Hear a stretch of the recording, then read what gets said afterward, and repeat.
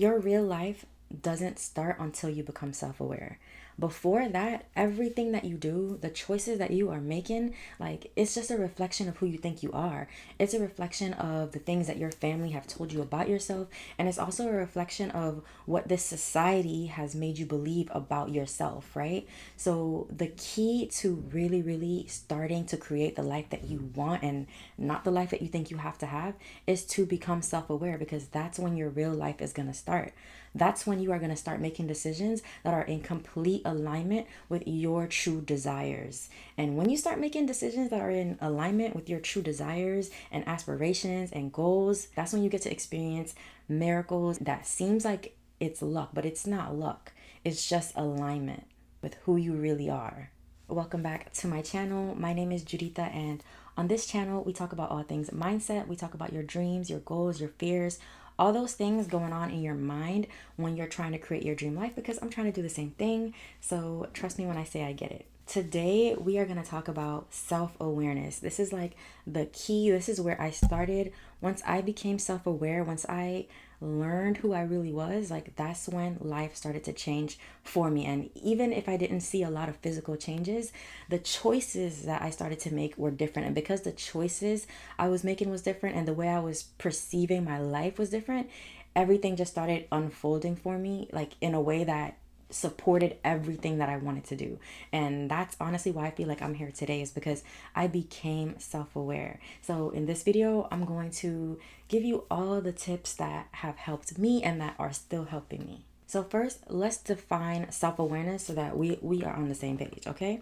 Self-awareness is your ability to clearly understand your thoughts, your feelings, your emotions.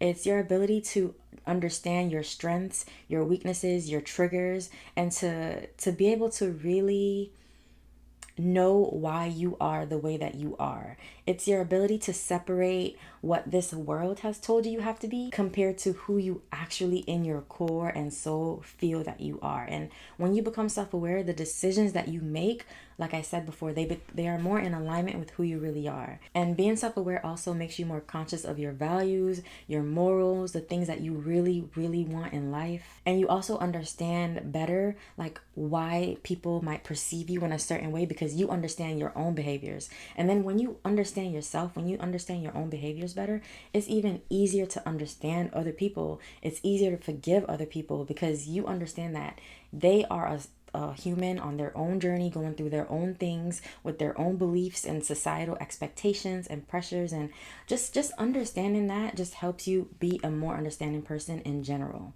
And that's why self-awareness is key. It helps you make more informed decisions, like decisions that just make more sense to the bigger goals that you have. So let's talk about the risks of not being aware. Before being aware, a lot of the choices I made were not a reflection of who I really was, because I had no idea who I really was. So a lot of the decisions I made were just based on what I thought I had to do, who I thought I had to be. Like for example, the reason why I went to college after I graduated high school was because that was just what I thought I had to do. I wasn't self-aware enough to know myself, to know that the major that I chose wasn't one that I actually wanted to have a career in for the rest of my life. But in that moment, it felt right. It felt like this is what everyone is doing. After high school, you go to college, and that's what I did. And I never have regretted going to college, because at the end of the day, it made me who I am today. The people that I met, like all the lessons that I learned going to college, like college for me, like just made me super self-aware. So that's why I won't take away that experience, but at the same time, I know that the reason I chose to go, the reason I chose the career that I chose, was because that was just on the list that I was given. Like when I was given that sheet of paper to choose my classes, like I really was not even sure what I really wanted to do with my life. But I thought like this is the way. I was not self-aware enough to know that, like how I know now that I want to be a business owner, I want to work for myself. I don't want to work for anybody else. But it took me having experiences that I didn't like working for people. Like those experiences helped me to become more self-aware and to know more about who I really am and what I actually want to do. When you're not self-aware, the second thing is you tend to make the same mistake twice.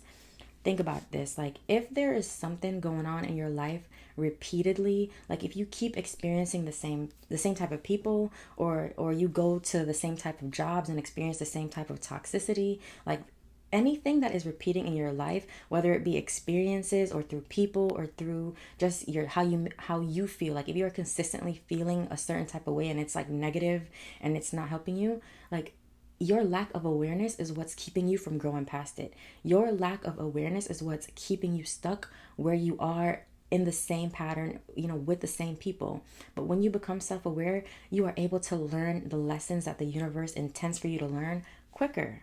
Another risk of not being self-aware is that you might get triggered easily. And that's because self-awareness and emotional awareness, they go hand in hand. And when you lack self-awareness, you definitely are going to lack emotional awareness. Like, you are not going to be able to discern the difference between you getting to choose how you feel and then just being triggered and thinking that it's because of the other person or because of the situation or the circumstance. Like, before you become self-aware and emotionally aware, you don't take responsibility for your emotions. You think that they are a result of what's going on outside of you, and to a degree that is true. But the more aware you become is the easier it is to control your emotions. It's the easier it is to say, you know what, this made me mad because of this. Like, this thing that you said or did to me upset me because of this. Like, this is actually what's going on in my head. And before you are self-aware, anytime someone triggers you, you think that is their fault. And when you give power away to someone or something outside of you, you have no control. And that lack of control is going to continue to cause you to spiral and continue to cause you to feel negative emotion. But when you become more self-aware, you're able to not take your anger out on people, because you understand that they are just reflecting something back to you. Like, they are not the problem, you are. And that's another thing. Like, when you become self-aware, you take accountability for everything. You take accountability for everything that you go through. You take accountability for the people that you attract. You just take accountability. And when you take accountability, that means it's in your control. That means it's in your hands. That means you get to change it if you don't like it. And that's like another key to being self-aware, is having that awareness makes you feel like you're just more in control. And when you feel like you're in control, you don't let life pass you by. You realize that you get a say in what happens next. You get a say in how you feel and how people make you feel. As hard as it might be, and as difficult as it might seem when you're in it, if you practice this enough, you will be able to control how you feel. Just like when somebody gives you a compliment, if it makes you smile, on an unconscious level, you are choosing to let that compliment make you smile, because that same compliment that someone gives you, like, somebody else might not take it the same way. They might not accept compliments in the way that you do. And that's because the lens that they're viewing the world is different than the way that you're viewing the world. And because of that, the emotion that they choose to elicit is going to be different than the one that you do. And that's just, I hope that makes sense. But I'm just trying to explain how your emotions are a choice. Like, when someone triggers you, or an experience, let's say it's money, let's say you're struggling, and as a result of you struggling financially, you feel stress in your head, in your mind, in your body. It might feel like, this is a real experience, like, this is really happening to me. Like, I do feel stressed, and I have the right to feel stressed. And I'm going to say, like, of course, you absolutely have the right to feel however you want to feel. But that's the thing. You have to realize that it's a right. It's a choice. You are choosing to be stressed out. Because in college, when I was stressed out about money, like, when I realized that me stressing was a choice, and I just simply chose not to care anymore, like, I did like a really, really like self-analysis, and I told myself, like, if money is what you're stressing about, what are you willing to do to change it? And I made a list of what I was and was not willing to do. And if I was already doing everything that I could do, like, I made the choice that stressing just didn't make sense, and then I stopped stressing. And when I stopped stressing, solutions came to me easier, like opportunities came to me easier. And that's the same way it'll work for you. When you release the emotions that aren't serving you, when you're able to clear your mind, like, everything that you need will flow to you easily. Like, that is how you get on the path of least resistance. And the path of least resistance is simply just a path that is available to every one of us. The path of least resistance is there, and it looks different for you, it looks different for me. Another thing is, when you are not self-aware, like for me, I remember in college, I would lose friends easily. Like, the girls that I became roommates with at the beginning of freshman year, like by the time freshman year ended, I was not friends with any one of them. And at the time, because I wasn't as self-aware, because I was just like living life on autopilot, not really aware of who I was and why I was making the decisions I was making, like, of course, it wasn't my fault. If something happened, if a friendship didn't last, I never looked at myself and thought about, well, how can I be the reason? But once I did become self-aware, and I think it happened sophomore year. It's like I lost one of my good friends that I did make it through freshman year with. And at the end of that friendship, at first I was like really, really mad. And I know that some of it was her, but then I realized that some of it has to be me. Like, when I thought about who the common denominator is in all these relationships, it was me. And because I was already in a place where I was becoming self aware and just opening up to who I really was, like, I started to think about, okay, what if I'm the problem? Like, let me just pretend, even if I don't believe it, if I were to entertain the idea that I was the problem, what would that look like? What would I say that I did that contributed to the ending of all these friendships? And when I started to look for it, the answer became very, very clear. Like, when I was growing up, my family would tell me all the time how blunt I was. Like, I'm the person that the family goes to when they want the truth, because I've just always been told that I'm blunt and I tell it how it is. And I saw that as a compliment, and I still do. However, I realized that within my friendships, that wasn't always a good thing, because a lot of people, they just couldn't handle the truth in the way that I delivered it. And I realized that in a way, I was breaking boundaries, even if those boundaries weren't clear to me and they weren't set. That's what was going on in each of these friendships. It's just the way I expressed myself, I think, was just a little too blunt for some people. And there could have been 1,000 other things as well, but I just knew that that was one of the main things that contributed to a lot of the reasons why those friendships just would not work out. And something else that I realized is that my best friend that I've been friends with for years, for 14 plus years, like, I can be my complete self with her. I can be the blunt version of me. I can be the goofy version of me. I can be the serious version of me. I can just be me, because we have that relationship, and she is in some ways just like me, like different but the same. And my awareness of that, because I'm self-aware, I realize that not everyone can handle the full version of you, and I don't think everyone is meant to even experience the full version of you. But it just took me a while to realize that. It took me a while to learn how to honor boundaries and learn when to be quiet and when to speak, and that was fine. But if I never became self-aware, I would continue to repeat the same mistakes. I would continue to experience the same things. And like I said before, when you lack awareness, the same lessons are going to keep repeating in your life. You're going to keep experiencing the same things, whether you like it or not. The way to get past something that doesn't feel good in your life is to look at it and see, like, what is this teaching me? Like, what is the universe trying to tell me? Because I keep experiencing this. I keep attracting the same type of person, and I'm tired of it. And if you're tired of it, the way that you get through it is by realizing that you are playing a part in it. There's something about you within your vibration that is attracting this, because like attracts like, and you are always attracting what you are a vibrational match to. Even if you like it, even if you don't. It doesn't matter. The people that come to you, the opportunities, the challenges, they are all reflecting back to you something. And when you become self aware, it becomes easier to not become a victim of everything that you're going through, because you realize that, damn, okay, if I want to get past this, what do I need to do? Because obviously, this is trying to teach me something, and I need to learn from it if I want to move on from it. Another thing is, I realized that I could not believe everything that the voice in my head was telling me. Like, for example, when you look in the mirror, if there's something that you want to change about yourself, whether it be you want to be thicker, skinnier, you want to change something about your face, you want to clear your skin, whatever it is, it matters how you talk to yourself about yourself. Okay, and every thought that you think does not have to be true.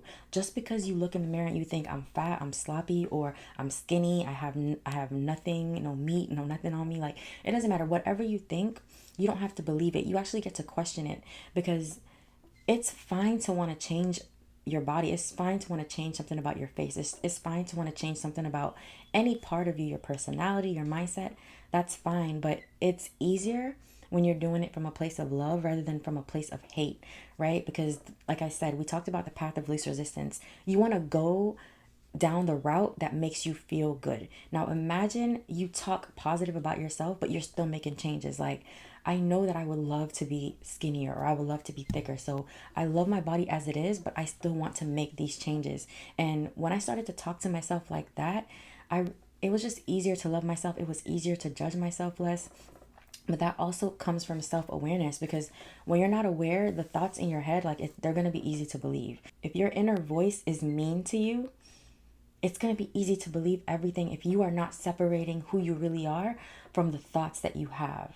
Something that I like to do is, if I have a thought and it makes me feel bad or is going against what I believe about myself, if I'm looking in the mirror and I'm saying negative things about myself, like I will stop myself and I would question it. I would be like, why are you saying that? I will literally have a whole conversation in my head with myself, because in a way it kind of feels like there is a whole bunch of different versions of me living in my head. Like, there's the serious me, there's the goofy me, there's the one that judges that voice that judges myself, like, and then there's the nice me, my higher self. And that version of me is the version of me that I choose to give energy to. It's the one that I choose to believe the most. And then that's why I have those conversations with myself. I pretend as if I'm talking to another person, because it just helps. It's like, I'll tell myself, like, why would you say that about you? Like, why would you think that? Is that even true? Like, what if the opposite is true? And I just have that conversation with myself, because it helps. It helps to become more aware. It helps you become more aware when you separate who you really are from the things that you're thinking. Just remember, like, that voice in your head is not always right. Your feelings, while they are valid, they are not facts. And you get to question everything. You get to choose how you feel. You get to choose what thoughts you do and don't believe that you think about yourself and about others and about the world around you. All of that is going to help you become more aware. And whenever somebody triggers you, try to understand where it's coming from. Don't blame anybody for the way that you feel when something happens, or the way that you react when they say something. Like, try to take responsibility, especially if you're in a relationship. And I know that 50% of why I'm self-aware is because I've been in a long-term relationship since college. And when you are dating somebody else, if you don't understand yourself, it's going to be so much easier to not understand them. It's going to be easier to blame them for why you feel the way that you feel. But once you start to understand that you have a choice in how you react and how you feel, it just becomes easier to be with another person. It becomes easier to understand their emotions and why they act the way they act. And then when you understand yourself, you can help others understand themselves better too. So overall, if you want to become more self-aware, here's exactly what I think you should do. The first thing is to pay attention to the patterns in your life. Like, what keeps reoccurring? Do you keep experiencing the same people, the same circumstances? Like, what is it that keeps reoccurring in your life that you don't like happening? Like, or what emotion do you keep feeling? Like, if you feel like you're stressed all the time, if you're mad all the time, if you're like, whatever emotion you feel a lot of the time, like, that is also something that is repetitive, and you need to look into that. Like, why do I feel stressed all the time? Or why am I so angry? Like, what is it within me? And it might be something way deeper that you never even realized. But if you become aware, like, life just becomes easier. You don't take everything so hard. You don't feel like a victim every time something happens. So that's the first thing I would do. Look at the patterns. Look at the people that you're attracting. If you keep attracting toxic people, ask yourself, like, what's in me? Like, why do I keep attracting these same types of people? Like, what do I need to learn from these relationships? The second thing is, listen to what others have said about you over and over and over, because that's something that I didn't do until I was like in college.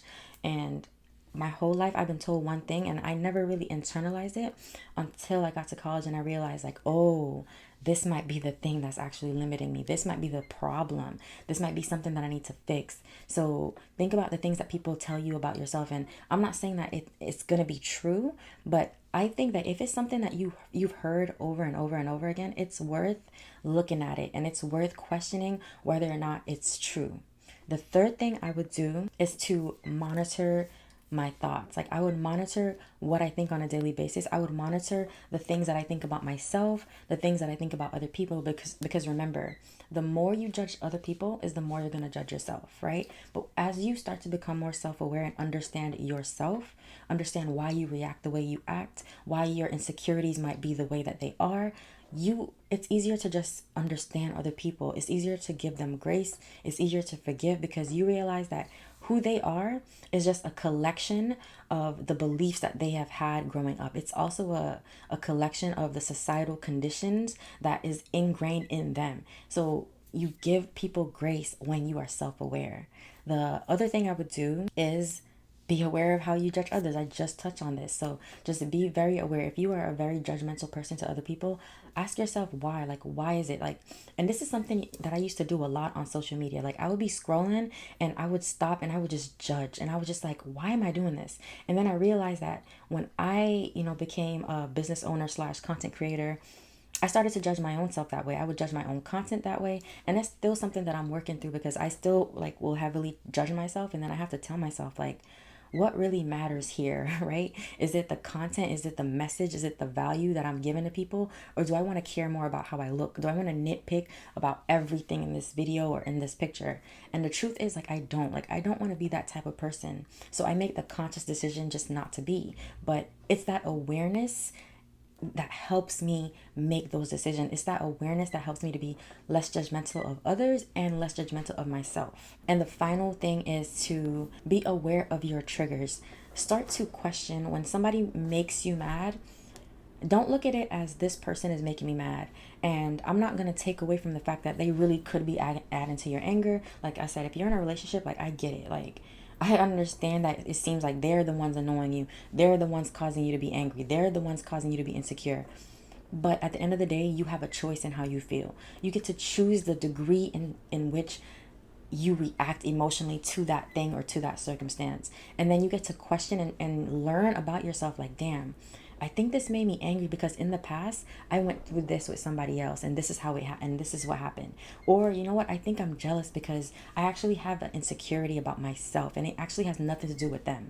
So question it. Just question when you are triggered. You can even question when you're triggered by happiness. Like, if somebody gives you a compliment and you're happy, you can even question it, like, why did that make me happy? And really get into it, because that's how you become self-aware, and that's how you become more in control of your emotions and in control of yourself and in control of just what happens next in your life. Like I said before, when you start to take accountability for everything, for the way you act, for your values, for your morals, for your beliefs, like when you just stop living on autopilot and just stop accepting what society has told you as truth just because it's what everyone else believes, when you stop accepting everything that your family told you should be, do, or have, like when you actually get to know yourself and you start to choose and create a life around who you really are, like that's when things will start to unfold in all the best ways. Okay, but it starts with self-awareness. It starts with you getting to know who you really are and why you are that way. Okay, that is it for today's video. I hope you bloomed today, because I know I did, and I will see you guys on the next one.